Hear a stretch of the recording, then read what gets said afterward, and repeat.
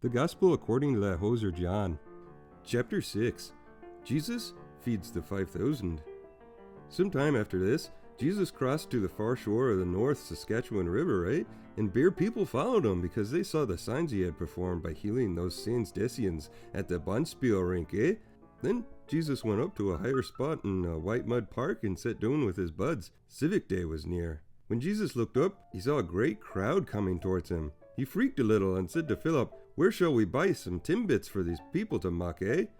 He asked this only to test him, for he already knew that there was a Timmy's about one beer from there.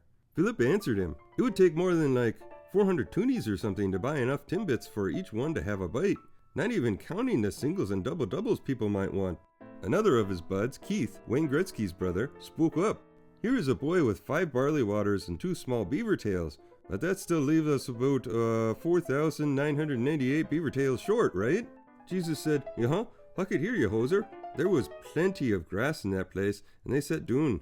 About 5,000 men were there, but remember, this was biblical times, and they didn't count the women and the children like we do now in the territories because we have equal rights now, eh? Jesus then took the barley waters, gave thanks, and distributed to those who were seated as much as they wanted. He did the same with the beaver tails, eh? When they all had enough to muck, he said to his buds, "Grab the leftovers, eh? Let nothing be wasted, for we might come across some pogie that might want it." So they gathered them and filled 12 baskets with the cans of a suitcase of barley waters left over by those who had become hosed, eh? After the people saw the signs Jesus performed, they began to say, "Oh, geez, surely this is the prophet who is to come into the world, right?" Jesus, knowing that they had intended to come and make him king by force, grabbed his lumberjacket and booked it to a bar by himself. Jesus walks on the water. When evening came, his buds went down to the river, where they got into a boat and set off across the river for the Edmonton Valley Zoo to sneak in and play with the otters and the house hippos, right? By now, it was dark, and just like a hosehead, Jesus had not yet joined them. A strong wind was blowing, and the waters grew rough for sure. When they had rowed about 1 or 2 clicks, they saw Jesus approaching the boat, walking on the water, right? And they were shit-baked, eh? But he said to them, "It's just me, eh? Don't be afraid, you knobs." Then they were willing to take him into the boat, and immediately the boat reached the shore where they were heading. Really? The next day, bare people that had stayed on the opposite shore of the river realized that only one boat had been there, right? And that Jesus had not entered it with his buds, but they had gone away alone. Then some boats from the Edmonton Rowing Club landed near the place where the people had mucked the beaver tails after the Lord had given thanks, eh? Once those hosers realized that neither Jesus nor his buds were there, they got into the boats and went to Fort Saskatchewan in search of Jesus. Jesus, the barley water of life. When they found him on the other side of the river, they asked him, "Hey, you hoser, when did you get here, bud?" Jesus answered, "Oh, geez, bud, you were looking for me not because you saw the signs I performed, but because you drank the Molson and are hosed, eh? Do not work for barley water that spoils, but for Molson that endures to eternal life, which the bartender of man will give you. For on him, God the Father has placed his seal of approval, right?" Then they asked him, "What must we do, to do the works that God requires? Are we even qualified for the gig?" Jesus answered, "The works of God is this, to believe in the one he has sent." Pretty simple, eh? So they asked him, "What sign then will you give that we may see it and believe you?" "Will you give her, eh? Our ancestors ate the manna in the wilderness. As it is written, he gave them timbits from Timmy's to eat, eh?" Jesus said to them, "Very truly I tell you, it is not Moses who has given you the timbits from Timmy's, but it is my Father who gives you the true timbits from heaven. For the bread of God is the bread that comes down from the heaven and gives life to the world, ya hosehead." "Yeah, no," they said. "Pretty sure it was Moses that did it. I mean, we have the receipt and everything, right?" Then Jesus declared, "I am the timbits of life. Whoever comes to me will never go hungry, and whoever believes in me will never be thirsty, eh? But as I told you, knobs, you have seen me, and still you do not believe. All those the Father gives me will book to me, and whoever books to me, I will never drive away, but mainly because I lost my license a few weeks ago for being over the limit, eh?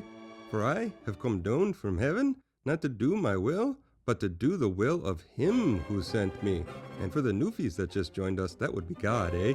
This is the will of him who sent me, that I shall lose none of all those he has given me, but rise them up at the last day, which will probably be a Monday morning, so they have time to enjoy the weekend, right? For my Father's will is that everyone who looks to the Son and believes in him shall have eternal beer, and I will rise them up at the last day, right before the giant asteroid arrives. At this time, the Albertans there began to chirp about him because he said, I am the Timbits that came down from heaven. Another said, wait, are we just going to gloss over that asteroid coming? Others said, oh geez, is this not Jesus, the son of Joseph, whose father and mother we know, eh? How can he now say, I came down from heaven? Stop chirping, you hosers, Jesus answered. No one can come to me unless the Father, who sent me, draws them, for he's been working on his caricature work in the art class he's been taking on Thursdays. And I will rise them up on the last day, eh? It is written in the life, history, and travels of Kagi Gaga Bo by George Copway. They will all be taught by God. Everyone who has heard the Father and learned from him comes to me, eh? No one has seen the Father except for the one who is from God.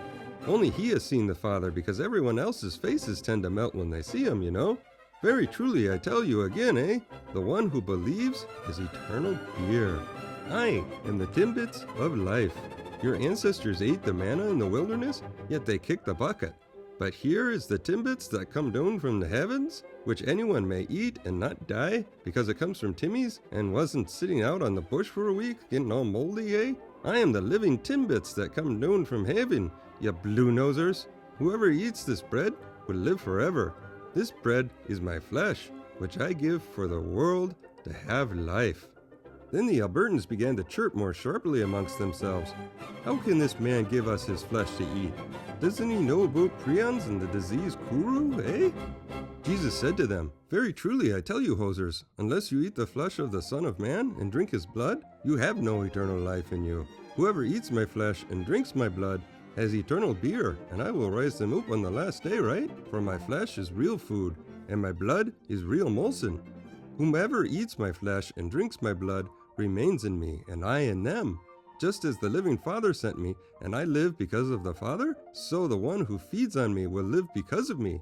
This is the bread that came down from heaven. Your ancestors ate manna and died, but whoever feeds on this bread will live forever, huh? He said this while teaching in the rinks in the Yukon.